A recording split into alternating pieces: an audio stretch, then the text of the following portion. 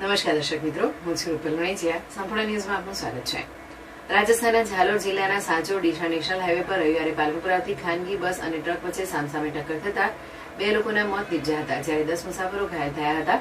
સાંચોરથી આશરે 15 કિલોમીટર દૂર પાલાદર સરહદી વિસ્તારમાં પીર કી ઝાલ નજીક સવારે આશરે 9:45 કલાકે બાડમેરના બેડિયાથી પાલનપુર જતી ખાનગી પેસેન્જર બસ અને ગુજરાતથી બાડમેર તરફ જઈ રહેલા ટ્રક વચ્ચે અકસ્માત સર્જાયો હતો. બસમાં આશરે 40 મુસાફરો સવાર હતા.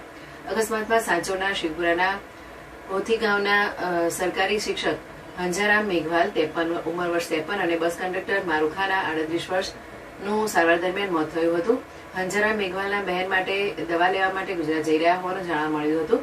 અકસ્માતમાં 10 મુસાફરો ઘાયલ થયા હતા, જેમાં 4ની હાલત ગંભીર હોવાનું જાણવા મળ્યું છે. અકસ્માત બાદ સ્થાનિકોએ બસમાં ફસાયેલા લોકોને બહાર કાઢી એમ્બ્યુલન્સ મારફતે ખાનગી તેમજ સરકારી હોસ્પિટલમાં સારવાર અર્થે ખસેડાયા હતા. પોલીસે ક્ષતિગ્રસ્ત વાહનોને હટાવી ટ્રાફિક પૂર્વવત કર્યો હતો. સાંચોર પોલીસે બસ ડ્રાઈવર, બસ કંડક્ટર, ટ્રક ડ્રાઈવર અને હેલ્પરની અટકાયત કરી વધુ તપાસ હાથ ધરી છે. પ્રાથમિક તપાસ મુજબ હળવા વરસાદ વચ્ચે પાલનપુર તરફ જઈ રહેલી બસ વધુ ઝડપે દોડી રહી હતી અને ટ્રક સાથે ધડાકાભેર અથડાઈ હતી. ટક્કર એટલી ગંભીર હતી કે બંને વાહનોના આગળના ભાગને કચરઘાણ નીકળી ગયો હતો.